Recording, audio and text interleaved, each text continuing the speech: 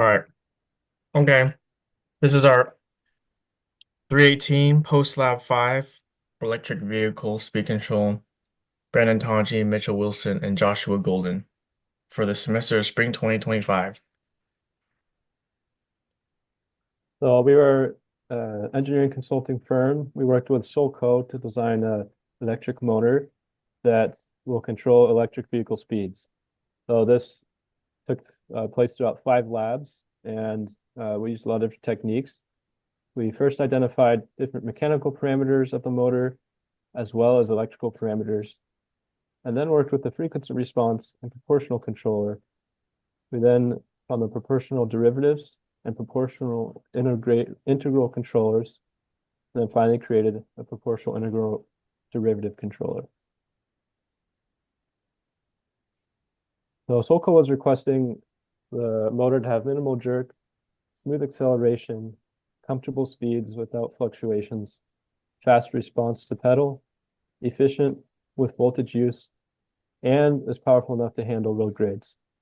So that included the uh, the characteristics of like a 0% air, less than 0.02% overshoot, a rise time that's greater than zero point 0.1 seconds.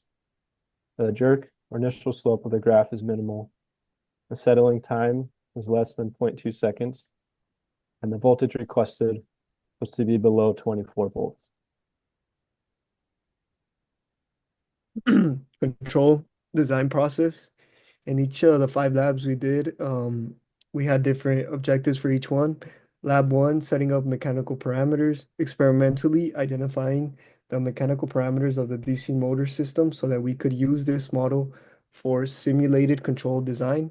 Lab 2, we were setting up electrical parameters, experimentally determine the electrical parameters of the DC motor.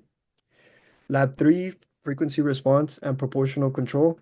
Experimental Bodhi plot to get the transfer function of the model and implement proportional controller to experiment with gain values. Lab 4, our objective was proportional derivative and proportional integral controls.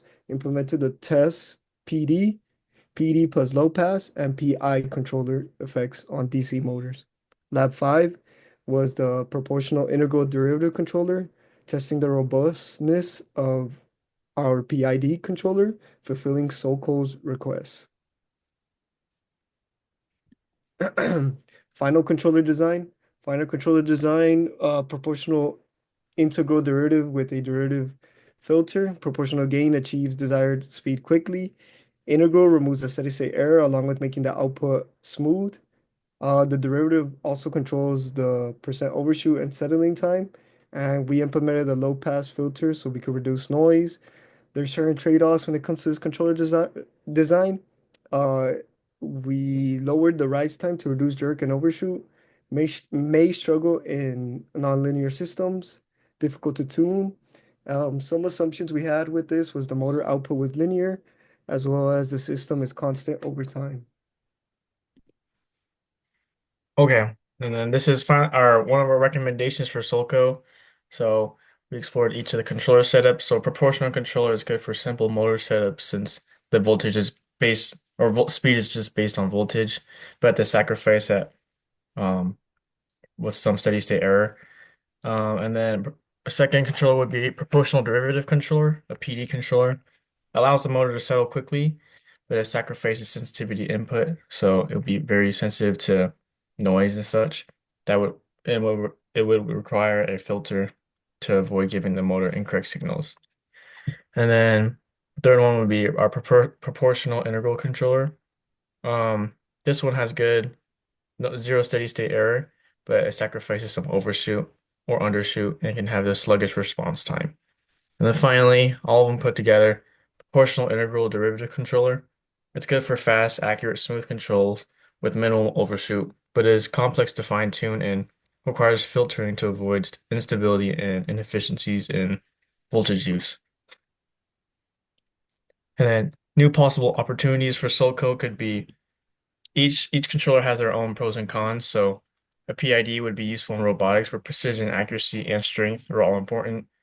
Just a proportional controller will be useful in simpler setup systems such as HVAC systems.